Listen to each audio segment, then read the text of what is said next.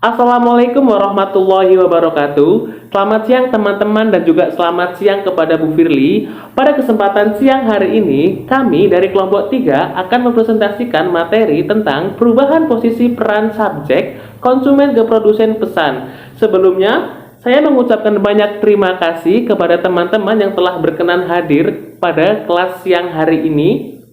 Baik, selanjutnya saya akan memperkenalkan anggota kelompok. Yang pertama itu ada Hani Fadli dengan saya pribadi, lalu ada Mediana Kusuma Dewi, lalu ada Anissa Nuraini, lalu yang terakhir ada Raffi Aziz.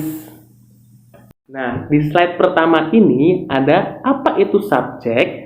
Subjek adalah pengguna atau audiens yang berinteraksi dan terpengaruh oleh konten dan teknologi media. Lalu, seberapa peranan penting sih manusia ini dalam teknologi? Nah, manusia mempunyai peranan sangat penting dalam teknologi yang dimana bertindak sebagai pengambil keputusan. Jadi, ketika teman-teman ingin mengirimkan pesan kepada orang tua melalui teknologi yang namanya WhatsApp, maka teman-teman akan mengetik dan menyampaikan apa yang ingin disampaikan. Lalu, jika teman-teman mengambil keputusan untuk mengirimnya, maka pesan tersebut akan terkirim. Lalu jika teman-teman tidak mengambil keputusan untuk mengirim pesan tersebut, maka pesan tersebut tidak akan tersampaikan kepada orang tua. Selanjutnya, hubungan antara subjek dan new media. Masuknya new media seperti internet maupun media sosial menciptakan bentuk komunikasi baru dan memperbolehkan orang-orang untuk berpartisipasi secara langsung dan membagikan konten. Hal ini membuat posisi subjek sekarang bukan hanya sebagai konsumen, namun juga sebagai produser dan membuat pengguna menjadi individu yang lebih aktif. Subjek dan new media itu memiliki hubungan yang erat dalam konteks komunikasi. Seperti representasi subjek, new media itu memberikan platform untuk mempresentasikan subjek atau topik tertentu. Dalam era new media, setiap orang dapat menjadi pembantu konten dan mengungkapkan sudut pandang mereka tentang subjek tertentu melalui berbagai media seperti blog, vlog, atau platform media sosial lainnya. Dengan demikian, new media itu memungkinkan subjek-subjek yang beragam dan diutarakan dan didiskusikan secara luas. Selanjutnya ada kolaboratif media.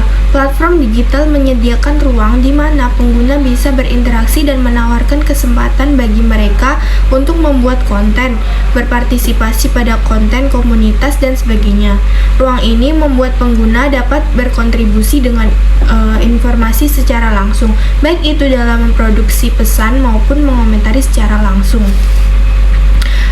Kolaboratif media ini tuh mengacu pada bentuk media yang melibatkan partisipasi secara aktif dan kolaborasi antara pengguna dan peserta dalam proses pembuatan, pengeditan, dan berbagai konten lainnya. Dalam media kolaboratif ini tuh individu atau kelompok itu bekerja sama untuk menciptakan sebuah konten atau mengelola konten tersebut dengan menggunakan platform atau alat yang mendukung kolaborasi. Contohnya ada banyak dalam kolaboratif media itu ada dalam kehidupan sehari-hari. Misalnya platform Wikipedia yang memungkinkan orang-orang dari seluruh dunia untuk berkolaborasi dalam menyusun artikel dan berbagai pengetahuan. Proyek sumber terbuka seperti Linux atau proyek perangkat lunak bebas lainnya itu juga merupakan contoh dari kolaboratif media ini, di mana para pengembang itu bekerja sama untuk menghasilkan solusi dan produk yang inovatif. Terus selain itu platform ini tuh juga berbagai video seperti YouTube yang memungkinkan adanya kolaborasi dalam pembuatan konten itu antara kreator dan audiens itu melalui seperti adanya fitur komentar, tanggapan video, atau kolaborasi dalam proyek video itu. Terus kolaboratif media ini tuh memiliki potensi besar dalam memperluas partisipasinya, terus membangun pengetahuan kolektif dan memungkinkan kolaborasi ini tuh kreatif di antara individu atau kelompok itu. Oke, di sini saya akan menjelaskan tentang participatory culture atau budaya partisipatif. Budaya partisipatif atau participatory culture merupakan budaya di mana satu individu tidak hanya bekerja sebagai konsumen, tetapi juga sebagai kontributor atau produsen. Participatory culture membuat pengguna media merasa kontribusi mereka penting. Ada beberapa cara media partisipatif memungkinkan masyarakat untuk membuat, terhubung, dan berbagi konten atau membangun persahabatan melalui media.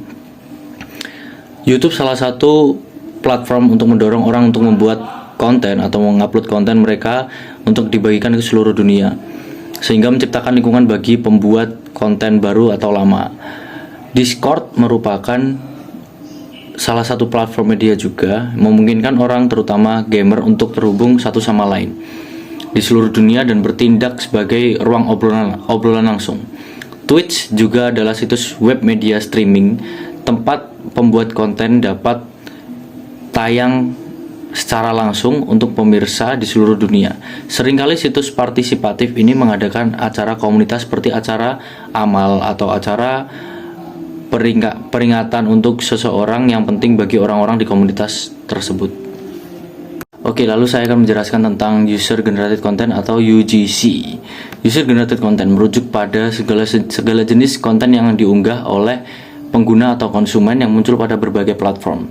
Salah satu platform yang paling sering digunakan adalah Instagram maupun Facebook, yang telah sering dimanfaatkan sebagai sosial media untuk mengajak secara langsung konsumen untuk promosi. Contoh tersukses user generated content di sosial media adalah kampanye yang dilakukan Coca-Cola. Coca-Cola mengajak konsumen untuk menggunakan hashtag #ShareCoke yang bisa digunakan di berbagai macam platform dari Instagram atau hingga Twitter. Coca-Cola menawarkan desain baru pada kemasan botolnya yang dimana nama umum. Dengan nama-nama umum, kampanye ini membuat konsumen berlomba-lomba untuk mencari nama mereka di sisi botol dengan mengunggah hasil jepretan ke media. Ini bisa dicapai dengan menonjolkan sisi unik brand mulai dari desain hingga makna di balik brand itu tersendiri. Selanjutnya adalah website testimoni. Di samping pemanfaatan sosial media, website sudah digunakan brand-brand besar untuk mewadai UGC. Salah satu contoh yang paling umum adalah website yang dijadikan media konsumen untuk menulis dan mengunggah ulasan mereka. Hal ini dilakukan dengan mendedikasikan satu halaman website dengan fitur yang memperbolehkan pengguna mengunggah teks atau foto. Di website seperti Sociolla, kalian dapat menemukan puluhan hingga ratusan ulasan terkait produk-produk kecantikan. Ulasan ini dapat dilihat langsung di bawah setiap tampilan produk, lengkap dengan jumlah bintang dan skor yang akan dapat diisi sesuai dengan kepuasan konsumen. Testimoni juga terdapat berupa forum. Fitur ini memperbolehkan konsumen untuk tanya jawab dan mendiskusikan ulasan pengguna. Selanjutnya adalah digital meritocracy. Digital meritocracy ini adalah sebuah konsep yang mengacu pada penggunaan teknologi informasi dan digital untuk menilai kinerja dan kemampuan dari seseorang. Konsep ini mengasumsikan bahwa teknologi dapat membantu dalam menilai kinerja seseorang secara objektif dan adil tanpa memandang latar belakang sosial, budaya, maupun ekonomi. Karakteristik dari digital meritocracy ini adalah penggunaan teknologi informasi dan digital untuk menilai kinerja, kemampuan, dan potensi dari seseorang. Konsep ini juga menekankan pada penggunaan teknologi untuk mempercepat proses penilaian dan juga pengambilan keputusan. Digital meritocracy ini juga dapat membantu dalam menciptakan lingkungan kerja yang lebih adil dan merata, lalu juga mempromosikan kesetaraan dan keberagaman. Namun, konsep ini juga dapat menimbulkan beberapa masalah, misalnya seperti ketidakadilan dalam penggunaan teknologi dan juga penilaian yang kurang maupun tidak tepat atau akurat. Sekian presentasi dari kelompok kami, kelompok 3. Jika ada salah maupun kurangnya mohon dimaafkan. Terima kasih. Assalamualaikum warahmatullahi wabarakatuh.